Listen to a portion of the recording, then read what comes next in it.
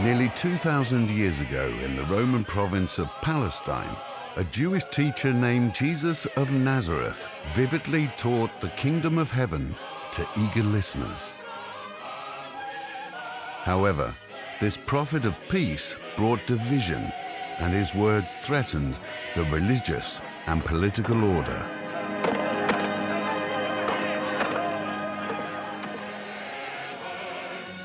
But the story of Jesus was anything but dead.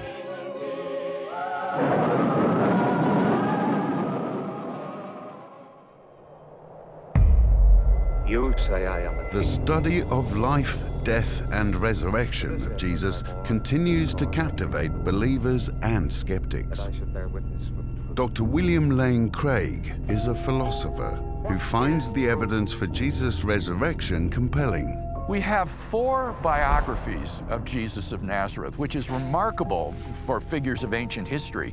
And all 4 of these record that after his death and burial, that God raised Jesus of Nazareth from the dead, and that his tomb was discovered empty, and that he appeared to various groups of people. This is just an extraordinary claim, and yet this is unanimous in our sources, the earliest sources about Jesus. To some, the idea of Jesus coming back from the dead is only a myth. Professor Bart Ehrman was a Christian, but questions over the resurrection have since caused him to seriously doubt the Jesus story. Jesus was probably an apocalyptic preacher who anticipated that God was soon going to intervene in history and overthrow the forces of evil. He got in trouble with these Jewish leaders who in fact found him not just irritating, but dangerous. And they turned him over to the Roman governor, Pontius Pilate, who had him executed. If the story had ended there, Jesus would be a mere footnote in history. But as it turns out, something happened that was rather cataclysmic. His followers, some of his followers, said that on the 3rd day he got raised from the dead. And they believed that he was alive again, and they started convincing other people that Jesus had come to life again, and people became convinced that Jesus was the Son of God, and slowly this movement started acquiring followers as people would tell stories about Jesus and especially about his death and resurrection. The account of Jesus' resurrection was central to the message of early Christians. But is the story of Jesus coming back from the dead even possible? Doesn't it defy the laws of nature? It's physically impossible, given all that we know medically and biologically, that a person would naturally come back to life after truly being dead. But of course, that's not what the resurrection is. The resurrection isn't that Jesus naturally came back to life again. It is that God raised him from the dead. And so the plausibility of that event will depend entirely on whether or not you believe in the existence of God. But what evidence is there that it really did happen? The evidence for Jesus' resurrection is actually very good. I think it can be summarized under 3 main headings, as it were. First would be the fact that after his crucifixion and burial, Jesus' tomb was in fact discovered empty by a group of his women followers on the Sunday morning after his crucifixion. Second fact would be that thereafter various individuals and groups of people on separate occasions and under a variety of circumstances saw appearances of Jesus alive. And finally, the third fact would be that the original disciples suddenly and sincerely came to believe that God had raised Jesus from the dead despite having every predisposition to the contrary. And I want to emphasize that those 3 facts are not simply the beliefs of conservative Christians or conservative theologians.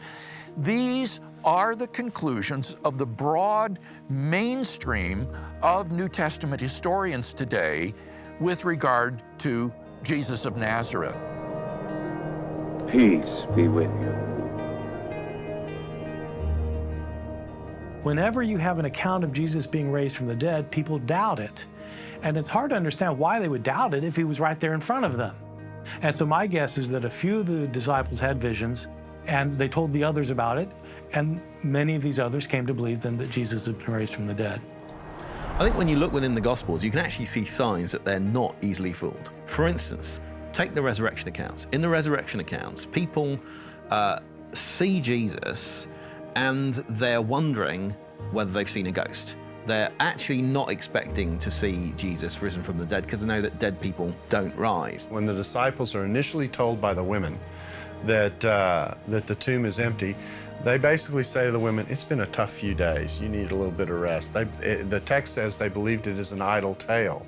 Another reason why it's not fabricated, I think, is the fact that you have women at the beginning of the testimony to begin with, because culturally, women didn't count as witnesses. This is actually a very, very important point. Think about this. You're selling an idea that the culture doesn't believe, a physical resurrection. And you're in the public relations meeting where you're going to keep hope alive and make this work, okay, because you're disappointed your Messiah's been killed. And so someone comes up with the bright public relations idea of, I know what we'll do. We'll sell this difficult idea, and the first people we'll get as witnesses are people who don't count culturally as witnesses. It's just not a very credible scenario. And women are at the core of this story in the Gospels. There's no way around their role. And so the fact that the women were there, I think, is an indication that the women actually were there. Today, millions of people cherish a faith centered on the resurrection of Jesus. But why does it matter? If Jesus of Nazareth really has been raised from the dead, then I think this has profound significance for us today. First and foremost, it would be God's vindication of Jesus' allegedly blasphemous, radical personal claims, whereby he put himself in the place of God. Secondly, the resurrection of Jesus would therefore provide the key that unlocks the door to eternal life. Thirdly, the resurrection of Jesus gives grounds for hope in complete physical and psychological healing. All of us are broken, emotionally damaged people that bear emotional scars from our past. The resurrection of Jesus gives us hope and purpose and confidence for living. Not a hope that's based in some myth or pie-in-the-sky wishful thinking, but grounded in undeniable facts of history. With all that is left to me of life, I shall tell his story. Jesus lives. He is the hope, the only hope of all mankind.